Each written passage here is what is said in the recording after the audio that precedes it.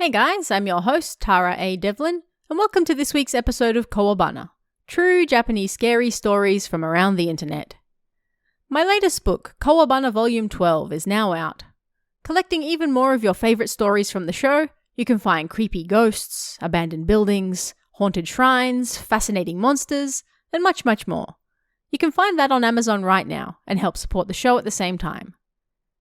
This week, we're looking at some stories related to curses, unfortunate events, and things that really should have been left alone entirely. First up, a young boy is forced to visit one of his ill classmates to deliver school lunch to him, but it turns out there might be more going on here than meets the eye. Is he really sick, or... Find out in Yukio.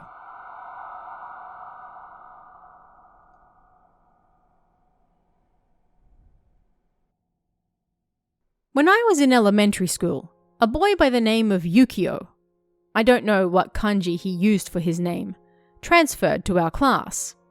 He was pretty tiny, his features looked half foreign, and he looked rather cowardly as well. Yukio didn't have any parents, so he lived with his grandparents. Our teacher never mentioned any of this. We heard it from Yukio himself. At first, we kind of bullied him. I don't mean like stealing his money or anything like that, but more like we'd elbow him in the back when he walked by. We cut his pencil case with a cutter. We'd yell during school assembly that he farted, stuff like that. It must have been a pretty tough time for him, but despite how he looked, he was actually rather brave. He never cried or got upset at us. He never said anything to the teachers either. As such, it wasn't very interesting, and after a while, we stopped bullying him. Despite this, Yukio often missed a lot of school. I don't remember how much time he missed in a month, but I remember it being pretty often. Anyway, at the time, our school had this rule where if someone was absent from school, then someone who lived near them had to deliver the bread from our school lunch to their house. And the person who had to deliver Yukio his bread was me. We didn't exactly live close to each other, but I was the closest in our class, and it was on the route I took home as well. Yukio's house was an old-fashioned wooden type, something you'd expect old people to live in. I'd never been inside, but it looked dark and kinda creepy. Whenever I went to deliver the bread, I always handed it to his grandmother and then quickly returned home. One day, Yukio was absent again, so I went to his house to deliver the bread. When I called out at the front door, Yukio himself answered, which was odd. He looked pretty pale, so maybe he had a cold or something. He invited me inside. "I have that toy you like, so let's play," he said. There was this toy I wanted for a really long time, so I tried to shake off the weird feeling I had and went inside. When I got to his room, I was surprised. There were stickers and such stuck all over the walls, and amongst them, I saw what looked like Shinto charms as well. They were even all over the sliding door we just came through, top to bottom, left to right. What the hell? Grandpa and Grandma put them up, but they're kinda scary, so I covered them with stickers and such. Apparently, Yukio had drawn a few of his own charms as well to put up there. "Why don't you just take them down?" "Grandpa will get angry if I do." Yukio then fell quiet. I played in his room for about an hour that day, and then went home. The next day, Yukio missed school again. The teacher asked me how he seemed the day before. I told him that he didn't look so good, and he replied, "Really? Nobody calls me to let me know that he's going to be absent, so I was wondering how he is." "Why don't you call them?" I asked. "Well, I do, but nobody answers." "His grandparents were there, yes?" "I didn't see them yesterday." Well, can you tell them that if he's going to be absent, can they please call me first? Even if Yukio himself does it." And so I went to his house again that day to play. Yukio had so many toys. I was a little envious, so I asked him about them, and he said that his mother and father bought them for him. "Where are your parents?" I asked. "Dead," he replied immediately. "How did they die?" "A car accident," he answered, his eyes downcast as he played with his toys. Of course, I felt bad, so I quickly changed the subject. "Are you coming to school tomorrow?" "I don't know." "Are you okay?" "Well, the teacher said you should call if you're not coming." "Sorry." "There's no point apologizing to me. Where are your grandparents?" "In the room down the back." "Okay, I'll go tell them myself." "I can't sleep." "Huh?" "Mum and Dad appear in my dreams. They keep calling me. They keep calling my name over and over. Yukio. Yukio. I'm scared, so I can't sleep. Yesterday, they grabbed my arm and tried to take me with them. I was growing more and more afraid, so I said I was going home, but then Yukio grabbed me and stopped me. "I get that you're scared, but I can't spend the night here. You know that, right?" "Why?" "Because my mother will be worried about me," I said. As soon as I said it, I realized I'd messed up. Yukio stared at the ground and said nothing. I couldn't stay there any longer. I basically ran out of his house. And the next day, Yukio missed school again. The teacher said he'd come with me after school, and we went to Yukio's house together in his car. Our teacher knocked on the front door, but there was no response. He opened the door and then frowned. Taking his shoes off, he went inside. There was nobody in the kitchen, nor in Yukio's room. After leaving his room, there was a room on the right. I thought that had to be the back room that Yukio mentioned the day before. Our teacher then opened the sliding door. As soon as he did, he froze and then immediately closed it again. For just a split second, I saw around him and into the room. Yukio's face was covered in blood. Our teacher then called the police. I don't really remember a lot of what happened after that, but the police soon arrived. The next day, our teacher told the class that Yukio and his grandparents had passed away. He didn't say anything about all the blood. He just said they died. I later told our teacher about the dream Yukio had. He listened to me in silence and then told me not to say anything about it to anyone. He then told me about Yukio's parents. They had apparently taken their own lives. They attempted to take Yukio with them as well. He miraculously survived, however, and so his grandparents took him in. Somehow, when I heard that, I wasn't surprised. I kind of suspected that was the truth all along. Several days later, the police came to see me and asked about what happened when I went to Yukio's house. I told them about Yukio's dream as well. The police officer continually asked me if I was lying. I repeated over and over that I wasn't. "Did you really hear that story from Yukio-kun in that house?" "Yes." My teacher, who was there with me, looked troubled. The officer looked at him and waved his hand a few times. Maybe that was a sign or something, because then my teacher spoke to me. "Look, when we went to Yukio's house together, well..." He looked like he was struggling to find the words for what to say next. A bad feeling washed over me. "You see, by the time we went there, Yukio had already been dead for 3 days." Next, Two bored siblings hear of a festival with an interesting event in the next village over. Apparently, if you shout your wish from a mountain, it will echo back and then come true. But there is perhaps something even more terrifying hidden behind this ritual. Find out what in Echo.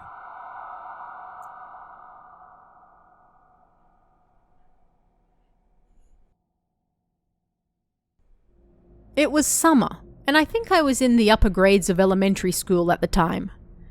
We went to stay with some relatives on my father's side of the family. It was a gathering that took place once every year. One night, all the grown-ups were drinking, so my sister, who was 4 years older than me, and I were bored. We looked around for something interesting to do, and then we heard some people talking about a festival that took place in the next village over.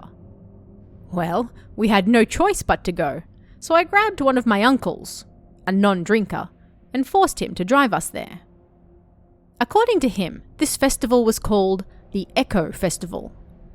There was an old saying in the area that went something like, "An echo is the reply of the gods." As such, whenever people wanted to pray for good crops, rain, etc., they'd climb to the top of the mountain, stand on a rock that jutted out, and then scream their desire to the winds. That seemed to be where the name for the festival came from, and even today, the last day of the festival, children were allowed to climb that rock to scream their wish as well. When I asked, my uncle said he took part in the festival when he was a child.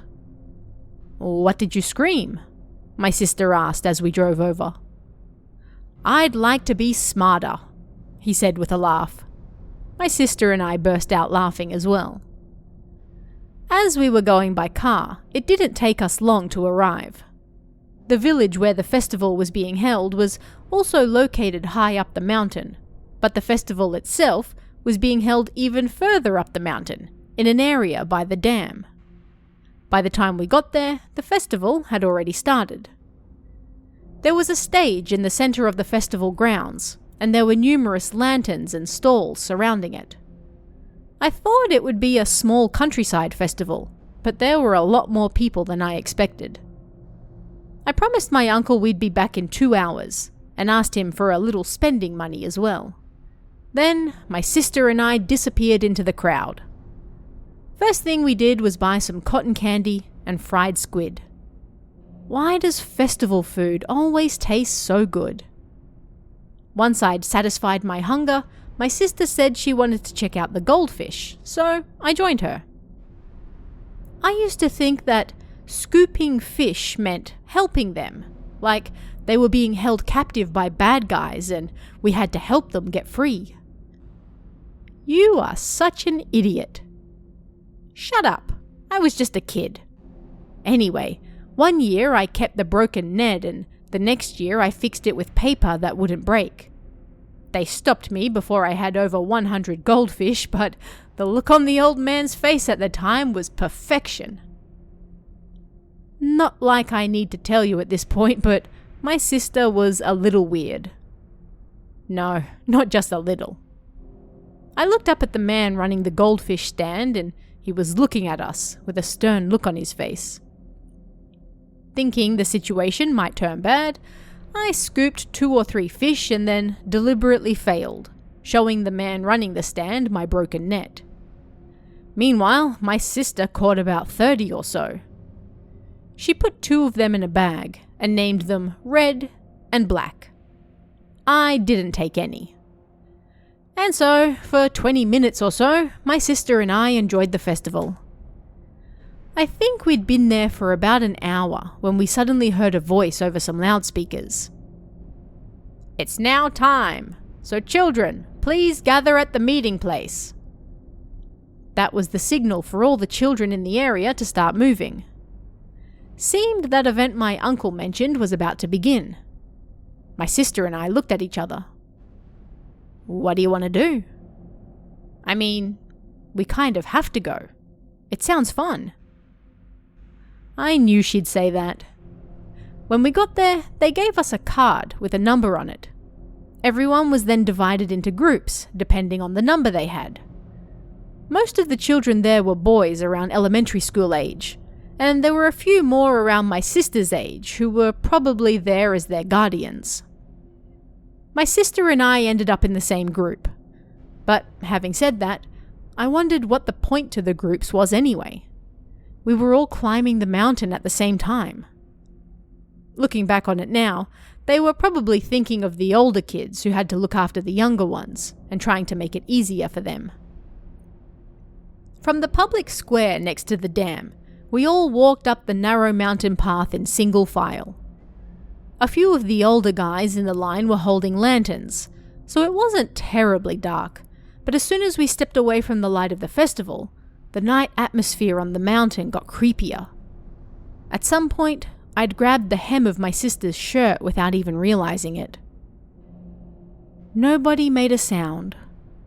There was nothing but the sound of the birds and insects. It was just like a test of courage. That explained why there were so few girls there then.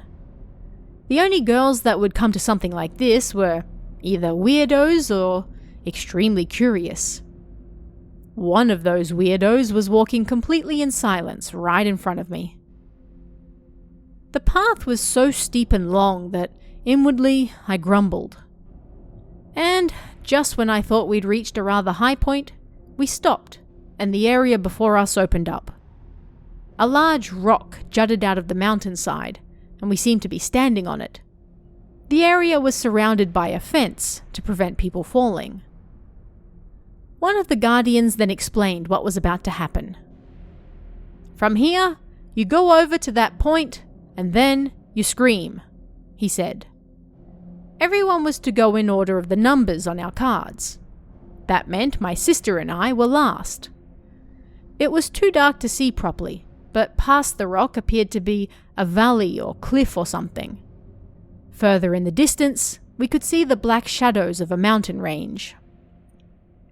The first boy stood on the edge of the rock and screamed. I couldn't hear it very well, but it sounded like he wanted a new video game or something. After a short pause, his voice returned as an echo. "Whose voice was that?"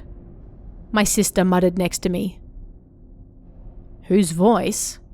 "It was the echo," I replied, mocking her, but she didn't seem to be listening to me. She was looking around the area.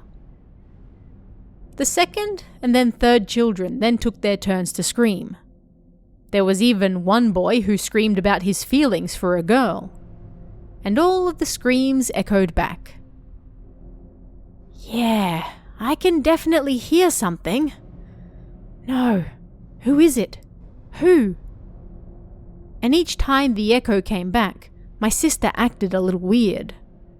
I was starting to seriously get worried, and then suddenly she took off running, regardless of our number. Everyone was confused, and some people yelled at her to wait her turn, but she didn't seem to hear them. She ran to the edge of the rock, gripped the fence, and then screamed, "Who's out there? Answer me!" She screamed, and yet there was no echo. Instead, a strong wind blew up from the depths below. It almost sounded like a human roar, and everyone there froze. All except for my sister, that is. A bad feeling washed over me, like something was terribly wrong. At that very same moment, my sister started laughing. It was a laugh that could be described neither as sane nor insane. Everyone was taken aback, and yet my sister didn't seem to care. She kept gripping the fence and laughing. As she laughed, she then screamed. "Amazing! It's so amazing! It's people! It's not an echo! They're crawling up! Wow, look at it! They're coming! Everyone, come take a look!" At that moment, there was another scream. It was one of the children beside me. That scream then returned as an echo. I screamed as well. People. Several impossibly long, thin, white arms reached up the cliff and grabbed onto the fence. What on earth were they? My sister continued laughing as she leaned over the fence. She really seemed to be enjoying herself. I looked around, and everyone was panicking. Shouts provoked further shouts, and everyone was so confused that everyone was losing their sense of self. Almost everyone fled, and before I knew it, it was just my sister and I left. Honestly, I wanted to run too, but my legs were shaking so much that I couldn't move. Plus, I couldn't just leave my sister there. Hey, sis. I managed to force my voice out, but she didn't hear it. I closed my eyes, took a deep breath, and then screamed. Sis! After a pause, my voice returned as an echo. I slowly opened my eyes and my sister was looking at me. All the white hands on the fence were gone as well. Oh my, everyone's gone, she said as she looked around. She was my same old sister again. My knees grew weak and I fell straight to the ground. What on earth are you doing? I let out a long sigh, like the strings holding me up had finally been cut. That's my line. Seriously. My sister walked over, grabbed my hands, and pulled me to my feet. Anyway, that was wild. She was still excited, and no doubt referring to the white hands that were trying to climb the fence. Maybe she actually saw what they really were. What on earth were those things? I don't know, but their faces were covered in mouths. They didn't have eyes or noses, and their voices all sounded just like mine. I got chills. Everything was all right. Ah, yeah, no problem. I didn't get any bad vibes or anything from them. According to her, their danger level was not proportionate to their appearance. I wasn't in any position to argue with her. She certainly knew more about them than I did. Well, anyway, how did you know there was something there to begin with? Because I heard them coming from down there, the bottom of the cliff. Normally when you hear an echo, it comes bouncing off a mountain across from you, right? But this sounded like it was coming from directly beneath us. I didn't hear anything, and even the arms I saw seemed to have been triggered by my sister saying, "Go on, show them."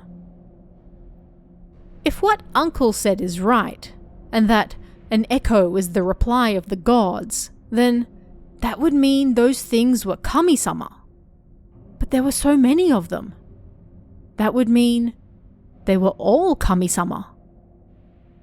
They were all the same? No. There were men and women, some with long hair, some with short. Some were wearing kimonos, others weren't. The only thing they shared in common was that their faces were covered in mouths. From the bottom of my heart, I did not want a kami-sama that looked like that. But still, I'd never once heard of a kami-sama who climbed up cliffs like that. But if they weren't evil spirits out to hurt us, and they weren't kami-sama either, then what on earth were they? I don't think they were kami-sama either, my sister said, apparently reading my thoughts. Now, this is just what I think, but my first question is this really a place to make a wish to the gods? When people have no food to eat during famine, or when there's so much rain that it just won't stop, at times like that, people just scream for help and their wishes get answered. She tilted her head. I mimicked her. Normally, when you hear an echo, it's very clearly your own voice, no matter where you go. So I think it's a bit of a stretch to say that's the only thing a kami-sama will reply to. And if so, then what are the necessary conditions for a kami-sama to hear and grant your wish? A sacrifice. A human sacrifice. A sacrifice. I couldn't even voice the word, but my sister said it so easily. Just in extreme cases, right? But I'm thinking, those things at the bottom of the valley were, it. Sacrifices. People. It was a custom that was impossible to understand in today's modern world. You offer up a person, and then shout out your wish and get a reply. You then make that the kami-sama's reply. I think it probably went something like that. Looking at the rock jutting out of the mountainside surrounded by a fence, if you pushed someone from it, there was no doubt they would die. Voices you could hear from the bottom of the cliff. A kami-sama that granted wishes. All sorts of words swirled around fragmentarily in my head. And supposing the people who were sacrificed from this very stone knew that their sacrifice would make people happy, their wills, their essence, could still be down there. And so, when all of these new people's wishes come down to them, my not very smart brain wasn't able to comprehend what my sister was trying to say, but she kept talking. Their mouths, all those mouths were muttering something. I couldn't quite catch it, but it sounded like they were saying, please, please. Almost like each time they heard a wish, they were doing their best to respond to it. I don't know. I really don't know. Then my sister finally stopped talking. In contrast, I stood there with my mouth hanging open while I just listened to her. I couldn't say anything. Whether she was right or wrong. But I did have just one question. Human sacrifices were an act performed to grant the wishes of others by taking the life of someone else. If so, then wouldn't they still demand life in exchange for granting wishes now? I couldn't help but feel that way. At that point, I had no choice but to believe my sister, although her saying she didn't get a bad feeling from them wasn't exactly inspiring to me. At any rate, nothing happened to either of us, although I couldn't let my guard down until we were safely home. But then I hit upon a far more realistic problem. So, on that note, there are no lights left, so we can't exactly go back down now, I said nervously. The lanterns, our only light, had been taken when everyone fled earlier. There was some moonlight, but we could barely see anything around us, and with the trees on the path, we wouldn't be able to see a single thing at all. Ah, true. All we can do is wait until someone comes for us. We'll be fine. They'll notice we're missing. And Uncle's coming too. Yeah, someone would definitely come for us. But I had no idea when that might be.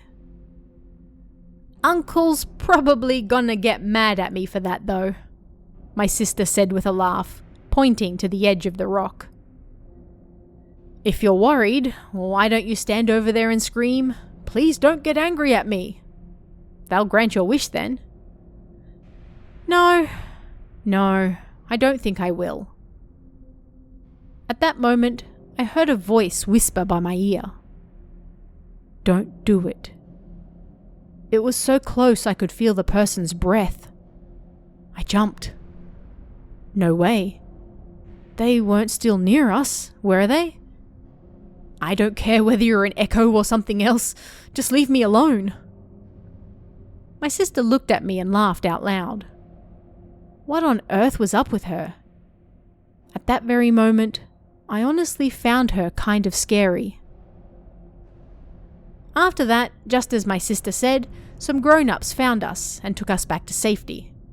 Of course, our uncle was angry, but honestly, he wasn't that scary. Probably because we'd just experienced something far more terrifying. The 2 goldfish my sister got died before we knew it. Maybe they didn't have enough oxygen, or maybe they got shaken up in the bag too much. Or maybe they were the price for my sister saying, "Show yourselves to everyone," to those things.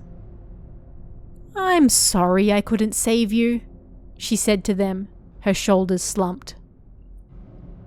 I still don't know the truth behind the Echo Festival. I never heard any stories of human sacrifices in that area in the past, so I don't know how much of what my sister said might be true. I wish I could say that sacrifices and the like are just things of fantasy, but, you know, I did see those creatures with my own 2 eyes. What on earth were they? But maybe there's a way to find out. You'd just have to climb that mountain again and scream, "What on earth are you?" I haven't actually tried that myself yet, though. If I get the answer to that question, but it's at the cost of another's life, well, it's not worth it. Sure, maybe it would only cost 2 goldfish, but as an animal lover, that wasn't something I could bring myself to do. On that note, when I went to visit my relative's house years later, I heard something. Because of what happened with my sister and I that night, the festival stopped allowing children to take part the very next year. "And that's our fault?" I quietly asked my sister sitting next to me. She just laughed. "That's our fault," she said, sounding just like an echo. A young man receives a parting gift from a restaurant that's closing. Some food. Nice. Who doesn't like free food? But a message from his friend soon turns events on their head, and matters are about to get deadly. Find out why in Packed Food.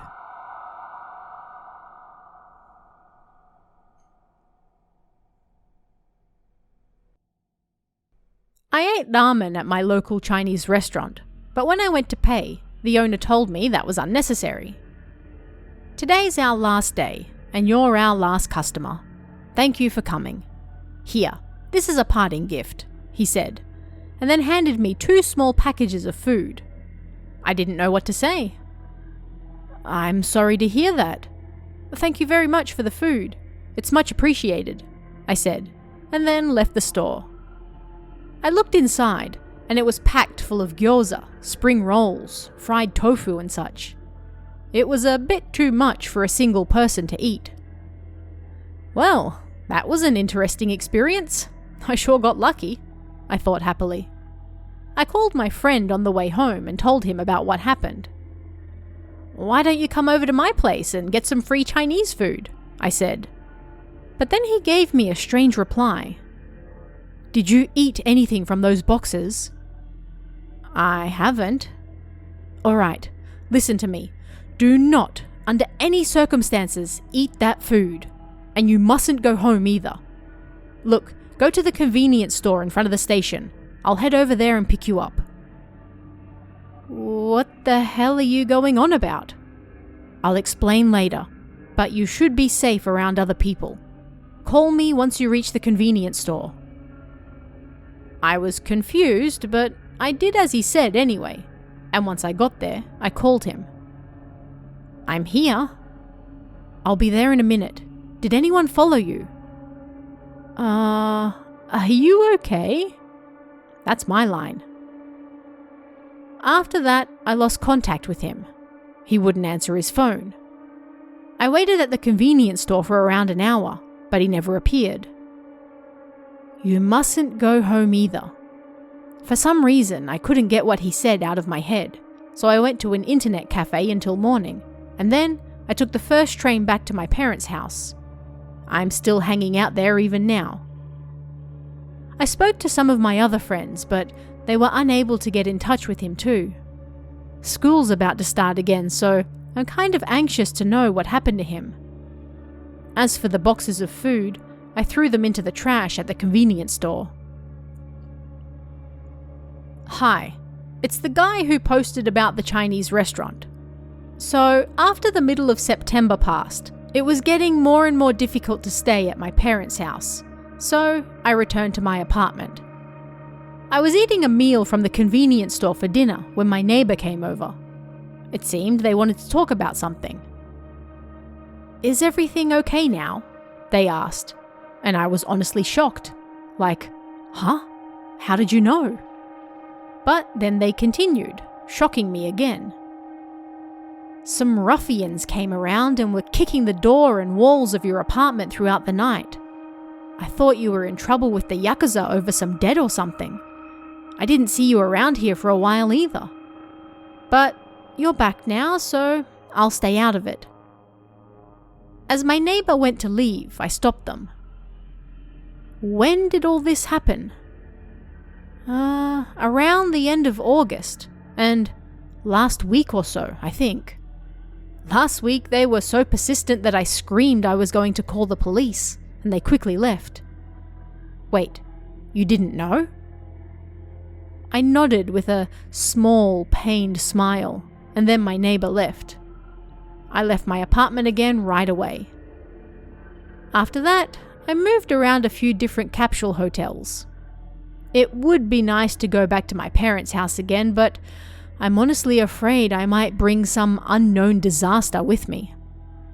At any rate, I figured the quickest way to solve my problem would be to get in contact with my missing friend, but nobody at school was able to contact him either, and we still haven't heard from him. I don't know what to do. Hi, it's me again. So, my friend who disappeared. It turned out he took his own life. I quit school. I moved out of my apartment. I think this is the end. It's really the end. When I was trying to find my missing friend, there was this one guy I really relied on. He had also known my friend for a long time, so I figured if anyone might know where he was, it would be him. The second time I fled my apartment, I was staying in a capsule hotel when I got a phone call. "I'd like to apologize for lying to you. Honestly, when you first asked me about him, I already knew that he had taken his own life. Apparently he hung himself in the garage. On the night of his wake, his parents summoned me to a different room to speak. They said they couldn't understand why he would do such a thing. I told them I had no idea why either. Then they showed me a phone. It was his. They said he died clenching it. He didn't leave behind a note or anything, so they were wondering if maybe there was a message on his phone or something. They wanted me to check it for them. It felt a little odd, but I explained the functions and such of the phone to them as we went through it. There were no recordings, nor notes. Then we checked the outgoing call history. There was one particular name listed, but none of the calls were answered. I think before he died, he was constantly calling that number. His outgoing call page was full of that same name. Then we checked even further back. Your name was there. I explained things honestly to his parents.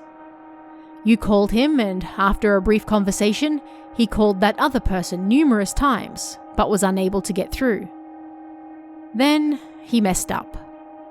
After that, he called you several times. His parents then asked me about you and this other person. I told them everything I know about you, but because I don't know this other person, I was unable to tell them anything. While I was waiting for my friend at the convenience store, he had already taken his own life.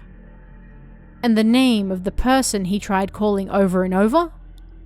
It was the owner of the Chinese restaurant. This story isn't over yet, but I no longer care. But there's something bad in this town. Disaster is coming. That's why I'm running away. Goodbye. Finally this week, there are rumors at a certain university of a ritual you can perform that will bring you the person of your desires. When two young women decide to check it out, well, the results are certainly unexpected. Find out why in Jinx.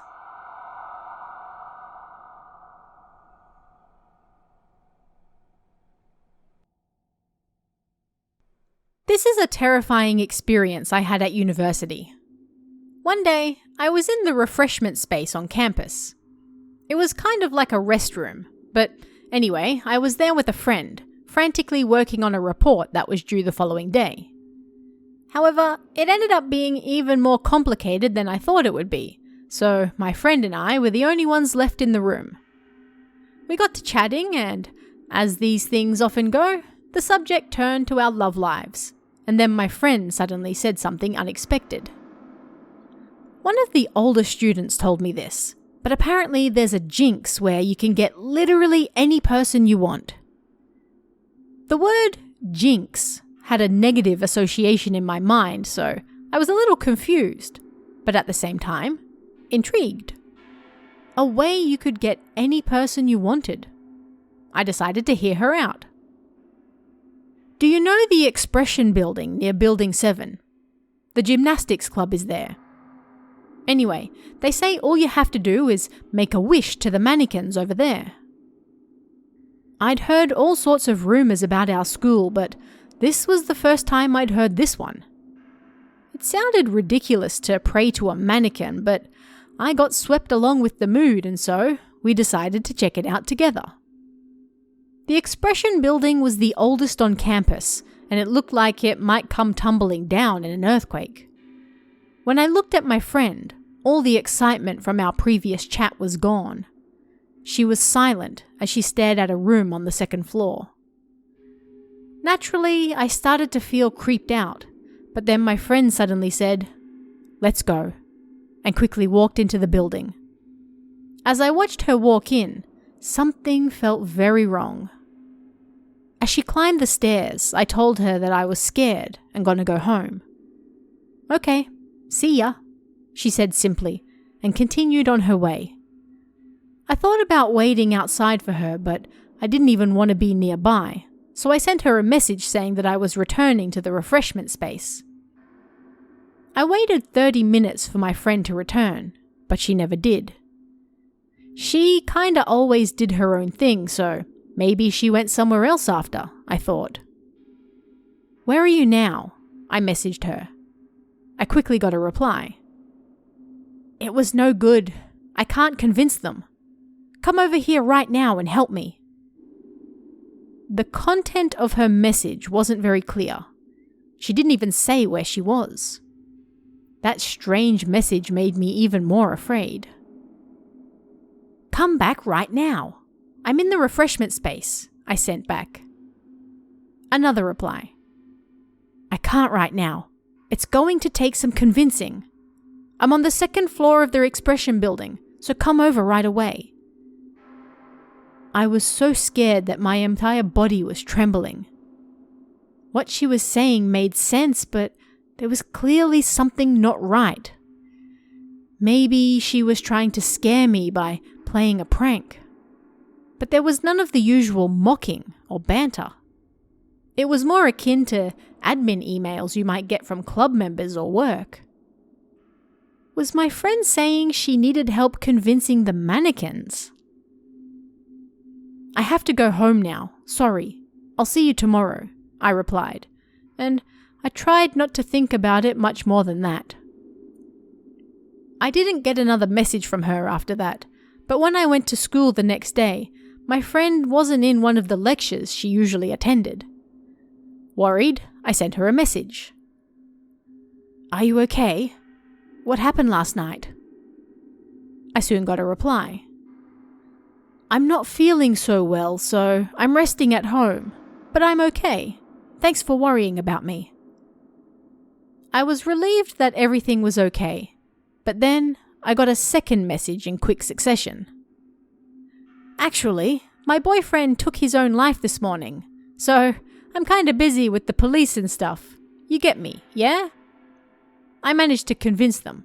Amazing, right? I mean, I was scared to death myself too.